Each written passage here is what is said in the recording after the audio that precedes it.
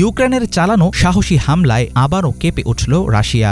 দখলকৃত ক্রিমিয়াকে রাশিয়ার মূল ভূখণ্ডের সঙ্গে যুক্ত করা অপরাজেয় প্রতীক কার্চ সেতুতে হামলার দাবি করেছে কিয়েভ। ইউক্রেনীয় নিরাপত্তা সংস্থা SBU জানিয়েছে, পানির নিচে বসানো প্রায় 1100 কেজি বিস্ফোরক দিয়ে গত 3রা জুন ব্রিজের স্তম্ভে ঘটানো হয় শক্তিশালী বিস্ফোরণ। ঘটনার জেরে সীমিত সময়ের জন্য বন্ধ হয়ে যায় যানবাহন চলাচল। SBU প্রকাশিত ভিডিওতে দেখা যায় বিস্ফোরণের ধাক্কায় শূন্যে উঠে গেছে ধোঁয়া ও পানির বিশাল অংশ।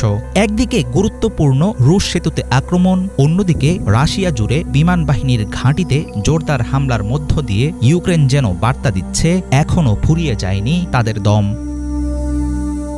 ক্রিমিয়া সেতু হিসাবে পরিচিত কার্চ ব্রিজকে অত্যন্ত গুরুত্বপূর্ণ স্থাপনা হিসেবে বিবেচনা করে মস্কো। অন্যদিকে ইউক্রেন মনে করে সেতুটি রুশ সামরিক বাহিনীর রসদ সরবরাহের রাস্তা হিসাবে ব্যবহার করে আসছে রাশিয়া। 2018 সালে উদ্বোধন হওয়া প্রায় 12 মাইল দীর্ঘ ব্রিজটি তৈরিতে আনুমানিক $4 বিলিয়ন খরচ করেছে পুতিন প্রশাসন।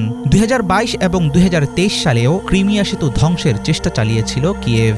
এবারের অভিযানের জন্য গত কয়েক মাস ধরে প্রস্তুতি নেয়ার কথা জানিয়েছে ইউক্রেনের নিরাপত্তা সংস্থা। কার্চ ব্রিজে হামলার বিষয়ে মস্কোর আনুষ্ঠানিক কোনো প্রতিক্রিয়া এখনও আসেনি। তবে শক্তিশালী এই আক্রমণে ড্রোন ব্যবহার হয়ে থাকতে পারে বলে সন্দেহ অনেক রুশ সামরিক বিশ্লেষকের।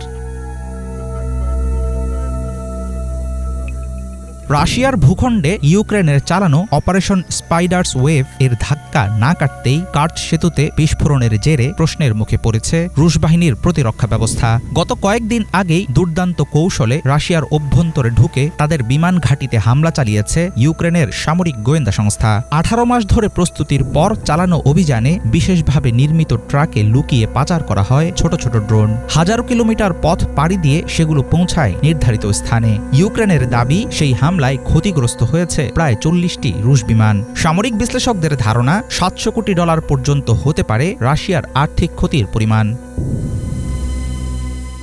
2022 সালের ফেব্রুয়ারিতে ইউক্রেনে সর্বাত্মক হামলা শুরু করে রাশিয়া। সামরিক শক্তিতে রাশিয়ার তুলনায় ইউক্রেনের অবস্থান অনেক পেছনে থাকায় যুদ্ধের শুরুতে ধারণা করা হয়েছিল সহজেই লক্ষ্য অর্জন করতে পারবে মস্কো। কিন্তু বাস্তবে ততটা সহজ হয়নি।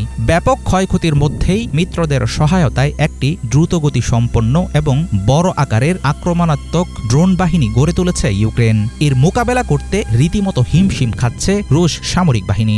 যুক্তরাষ্ট্রে ট্রাম্প ক্ষমতায় আসার পর থেকে পশ্চিমা সহযোগিতা হ্রাস ও মার্কিন দৃষ্টিভঙ্গির পরিবর্তনের মধ্যে প্রতিরোধের তীব্রতা বাড়িয়ে লড়াই থেকে পিছু না হটার অবস্থান জানাচ্ছে ইউক্রেন। সম্প্রতি তুরস্কের ইস্তাম্বুলে রাশিয়া ও ইউক্রেনের মধ্যে সরাসরি আলোচনা হলেও যুদ্ধবিরতি প্রশ্নে আসেনি কোনো সমাধান। বৈঠকে 1000 বন্দি বিনিময়ের চুক্তি ও যুদ্ধক্ষেত্রে পড়ে থাকা 6000 সেনার মরদেহ ফেরতের সিদ্ধান্ত হলেও কাটেনি মতবিরোধ। এমন পরিস্থিতিতে প্রতিশোধমূলক অভিযানের গতি বাড়িয়েছে ইউক্রেন। কার্চ সেতুতে বিস্ফোরণ, রুশ বাহিনীর উপর ড্রোন হামলা সহ বিভিন্ন ফ্রন্টে আঘাতের সাফল্য মস্কোকে চাপে ফেলবে এমন ধারণা বিশ্লেষকদের। তবে অচিরেই যুদ্ধবিরতি না হলে কতদিন টিকবে ইউক্রেনের প্রতিরোধ, সেটা নিয়ে থাকছে তীব্র অনিশ্চয়তা। হাফিজুল ইসলাম, বাংলা ভিশন।